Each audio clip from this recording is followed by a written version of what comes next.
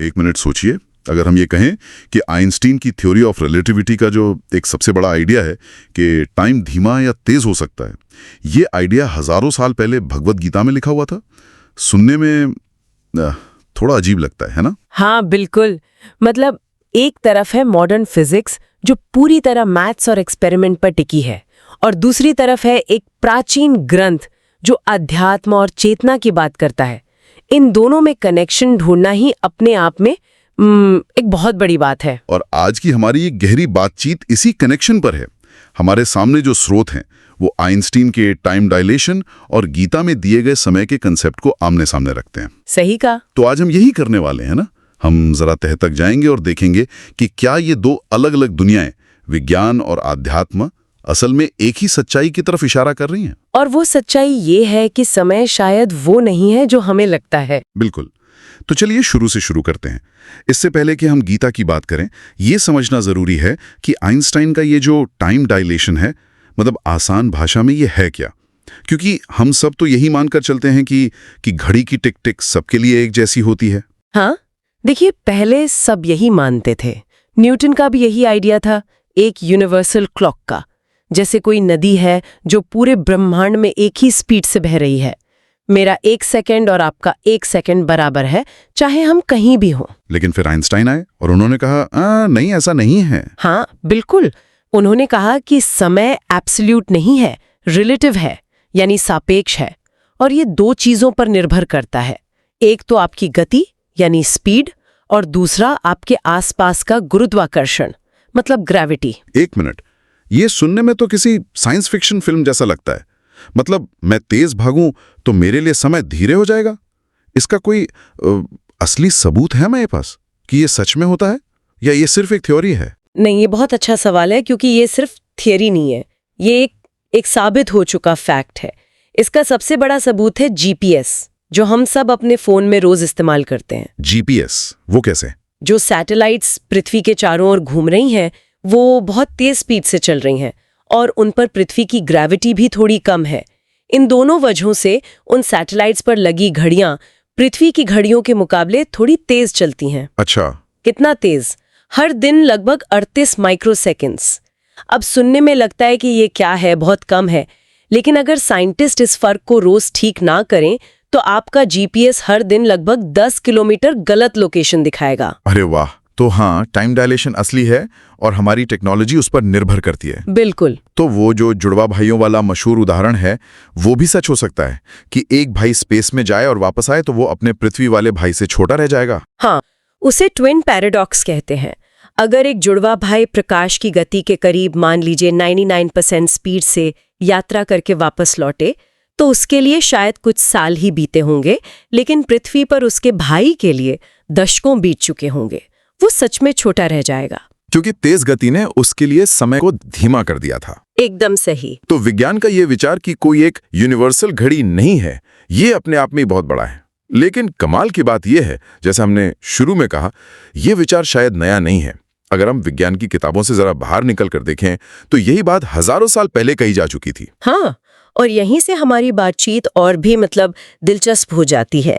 भगवत गीता और दूसरे वैदिक ग्रंथों में ना ये विचार बहुत साफ तौर पे मिलता है कि समय की गति हर जगह एक जैसी नहीं है। वो अस्तित्व के अलग अलग लोकों, या आप कह सकती हैं कि आयामों की बात करते हैं, और हर लोक में समय का अनुभव अलग होता है। इसे थोड़ा और समझाइए। अलग अलग लोकों में अलग समय, इसका क्या मतलब है? देखिए, गीता में समय को सिर्फ सेकंड्स और मिनट्स का हिसाब नहीं माना गया है, उसे एक ब्रह्मांडीय शक्ति, एक कॉस्मिक फोर्स माना गया है। अध्याय 11 श्लोक 32 में जब कृष्ण अर्जुन को अपना विराट रूप दिखाते हैं तो कहते हैं, कालो अस्मि लोकक्षय कृत प्रवृद्धो। मैं काल हूं, संसारों का नाश करने वाला। मैं काल हूं। ओ, तो इसका मतलब ये हुआ कि वो समय के कंट्रोल में नहीं है। हाँ, बल्कि समय उनके कंट्रोल में है। एकदम सही। इसका गहरा मतलब यही है कि समय कोई बाहरी स्थिर चीज नहीं है, ये चेतना यानी कॉन्शियसनेस से जुड़ा है। कृष्ण जो परम चेतना के प्रतीक हैं, वो कहते हैं कि मैं ही समय हूं। मतलब समय को चेतना के अलग अलग स्तरों पर अलग अलग तरह से अनुभव किया जा सकता है। ठीक है, ये एक एक फिलोसफिकल लेवल पे तो बहुत गहरा है। लेकिन क्या इसका कोई ठोस उदाहरण भी ग्रंथों में है? हाँ, जैसे विज्ञान हमें जीपीएस का उदाहरण देता है, क्या वैसा कुछ है? सहस्र युग पर्यंतम महर्यद ब्रह्मणो विदुः। इसका मतलब? इसका मतलब है जो मनुष्य की गणना को जानते हैं वे समझते हैं कि 1000 युग मिलकर ब्रह्मा का एक दिन बनाते हैं। 1000 युग? पृथ्वी के हिसाब से ये कितना समय हुआ? वैदिक गणना के अनुसार 4 युगों का एक चक्र, जिसे महायुग कहते हैं, वो करीब 43,20,000 साल का होता है। कृष्ण कह रहे हैं कि ऐसे 1000 महायुग जब बीतते हैं तब जाकर ब्रह्मलोक में ब्रह्मा का सिर्फ एक दिन होता है। 1000 गुना 43 लाख? अरे ये तो करीब 4.32 अरब साल हो गए। मतलब जब हमारी पृथ्वी पर 4.5 अरब साल बीतते हैं तब ब्रह्मा जी के लिए सिर्फ 12 घंटे गुजरते हैं। हाँ, और उतनी ही लंबी उनकी रात होती है, तो उनका एक पूरा दिन पृथ्वी के लगभग 8.64 अरब सालों के बराबर है। ये टाइम डायलेशन का इससे सीधा और स्पष्ट उदाहरण शायद ही कहीं और मिले। ये तो कमाल है। क्या किसी के साथ ऐसा असल में होने की कोई कहानी भी है? मतलब कोई इंसान जिसने ये अनुभव किया हो? हाँ, पुराणों में इसकी एक बहुत प्रसिद्ध कहानी है, राजा रेवत और उनकी बेटी रेवती की। राजा अपनी बेटी के लिए एक योग्य वर ढूंढ रहे थे और सलाह लेने के लिए ब्रह्मलोक गए ब्रह्मा जी से मिलने। अच्छा, वो पृथ्वी से ब्रह्मलोक गए? हाँ, जब वो वहां पहुंचे तो ब्रह्मा जी एक संगीत कार्यक्रम सुन रहे थे, तो राजा ने इंतजार किया। कुछ ही देर में कार्यक्रम खत्म हुआ और राजा ने ब्रह्मा जी से अपनी बात कही।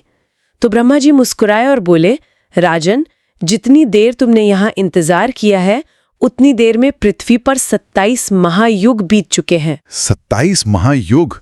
मतलब करोड़ों साल सिर्फ कुछ मिनटों के इंतजार में? हाँ, ब्रह्मा जी ने उन्हें बताया कि जिस समय तुम पृथ्वी से चले थे उस युग के तुम्हारे सभी रिश्तेदार, तुम्हारा साम्राज्य, सब कुछ कब का खत्म हो चुका है। उन्होंने कहा कि अब पृथ्वी पर द्वापर युग चल रहा है और तुम्हें वहां जाकर अपनी बेटी का विवाह बलराम से करना चाहिए। ये कहानी तो आइंस्टाइन के ट्विन पैराडॉक्स का एक पौराणिक वर्जन लगती है। बिल्कुल। एक व्यक्ति दूसरे लोक में जाता है, उसके लिए कुछ पल बीतते हैं और जब वो वापस आता है तो उसकी अपनी दुनिया में लाखों साल गुजर चुके होते हैं। ये दिखाता है कि ये विचार सिर्फ एक श्लोक तक सीमित नहीं था। एक सेकंड, ये सब सुनना बहुत दिलचस्प है, पर एक सवाल तो मन में आएगा ही कि कहीं ये सब बस एक संयोग तो नहीं है? मतलब कहीं हम आज की साइंस को जानकर पुरानी कहानियों का मतलब अपनी मर्जी से तो नहीं निकाल रहे हैं? इस तर्क में कितना दम है? नहीं, ये बहुत जरूरी और ईमानदार सवाल है और इसका जवाब सीधा हाँ या ना में नहीं है। देखिए, ये कहना कि ऋषि मुनियों के पास एक्सेलरेटर थे और उन्होंने टाइम डायलेशन को गणित से सिद्ध किया था, ये शायद सही नहीं होगा।